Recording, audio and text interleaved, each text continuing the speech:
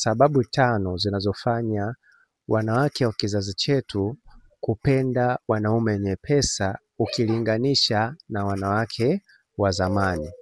Ni muhimu sana sana sana kuweza kufahamu kwamba hizi ndizo sababu 5 ambazo zinafanya wanawake wa kizazi chetu kuweza kupenda wanaume wenye pesa ukilinganisha na wanawake wa zamani ambao walikuwa hawajali hicho kitu, walikuwa wanajali hisia na pia walikuwa wanajali kufuata utaratibu ambao utaweza kujenga ndoa sahihi. Kwa hiyo ni muhimu sana kuweza kujua kwamba hizi ndizo sababu 5 ambazo zimefanya mabinti wa kizazi chetu kuweza kupenda wanaume wenye pesa kuliko wanawake wa zamani.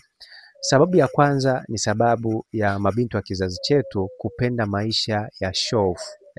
Hii ni mojawapo ya sababu kubwa sana ambayo imefanya mabinti wa kizazi chetu kupenda wanaume wenye pesa, kwa sababu show off, mwanaume kama ana pesa hawezi kuafodi kukodi gari au kukodi nyumba kwa ajili ya kuweza kurekodi video.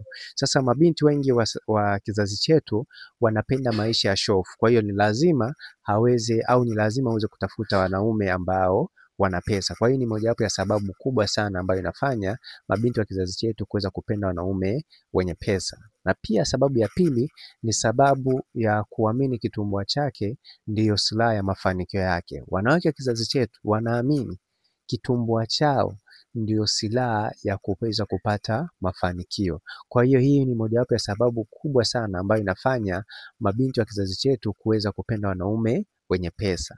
Na pia sababu ya 3 ni sababu ya kuwa na marafiki ambao ni mashangingi katika maisha yake.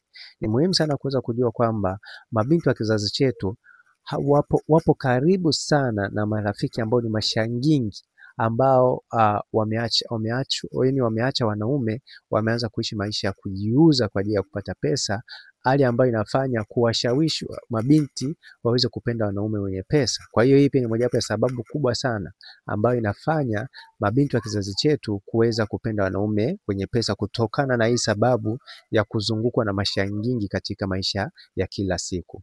Na pia sababu ya 4 ni sababu ya malezi ambayo sio sahihi.